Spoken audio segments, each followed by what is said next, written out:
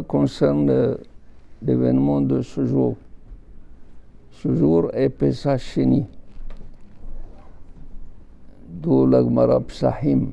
Psahim au pluriel, il y a un Pesach Rishon et un Pesach Sheni. Pourquoi y a-t-il Pesach Sheni? Lorsque les Bnei Israël dans le désert, la deuxième année après la sortie d'Égypte,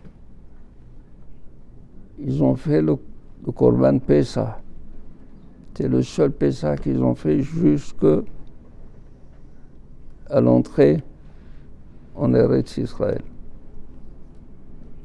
Le premier Pesach en Égypte, le deuxième dans le désert.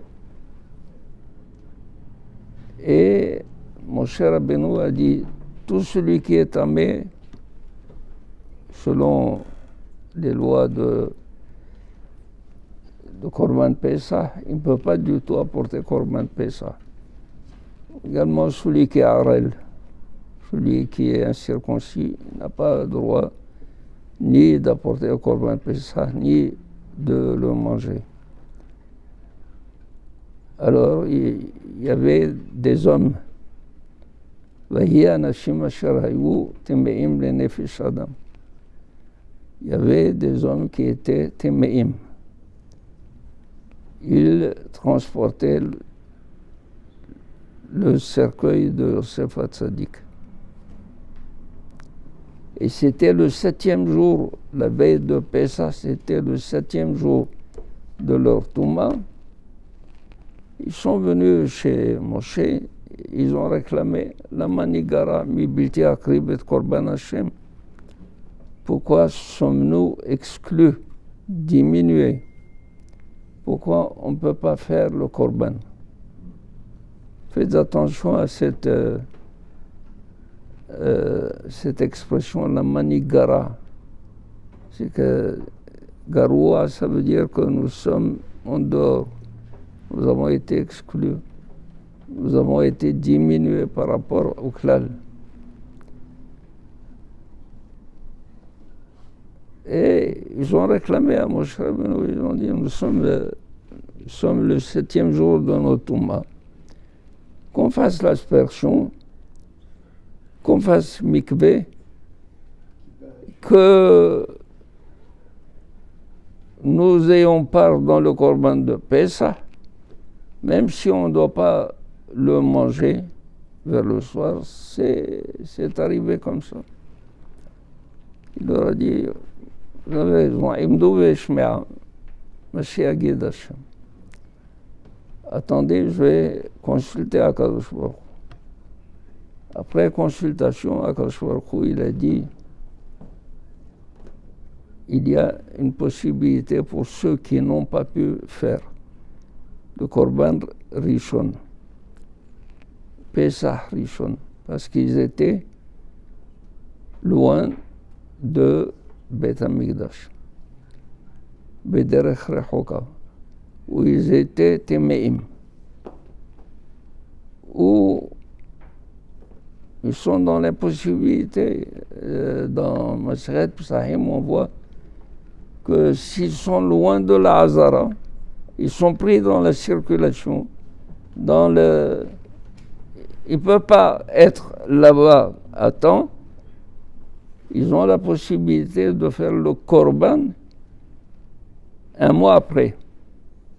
C'est le Pesach Sheni. Ça ne veut pas dire qu'ils n'ont pas fait tout le reste, ils ont mangé Hametz ou autre chose, non. La seule chose qu'ils n'ont pas fait, c'est le Korban. Et donc, Akadosh Baruch Hu a donné la possibilité à ceux qui n'avaient pas cette chance de faire le Korban, le premier Pessah, à Pessah, ils peuvent faire le Korban après. Et celui qui ne fait pas le Korban, celui qui n'a pas mangé le Korban Pessah, Vinichreta Nefesha, il se carrette. Alors, c'est bien, c'est la seule où on a une possibilité, une deuxième chance de faire. Et pourquoi? Les Téméim sont venus, ils ont dit, à Moshe Rabbeinu Olam Manigara. Moshe, nous savons que chaque mitzvah correspond à un membre de notre corps.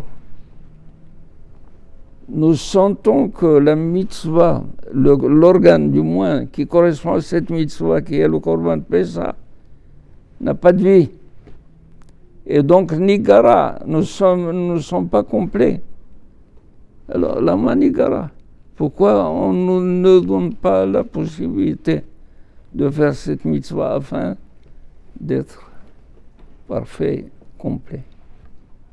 Et c'est pour cela qu'il a appelé Akadosh Baruch Hu pour donner une deuxième chance. De là, pour vous dire, il faut faire très attention. La mitzvah, c'est pas seulement, ça ne donne pas la possibilité à une personne d'être proche de Akadosh Baruch Hu, s'attacher à Akadosh Baruch Hu, c'est d'élever même son corps, qui est physique, qui est une matière, l'élève à un degré, un niveau spirituel, lui donne une vie spirituelle. Quand on voit les Rechaim, comme disent les Hachamim, les Rechaim, ils marchent, ils mangent, ils travaillent, ils voyagent, ils font tout. Nikraim Metim. Ils sont considérés comme Metim, ce n'est pas une vie. Tzadikim, même morts, ils sont Haïm. Il est là le deuxième?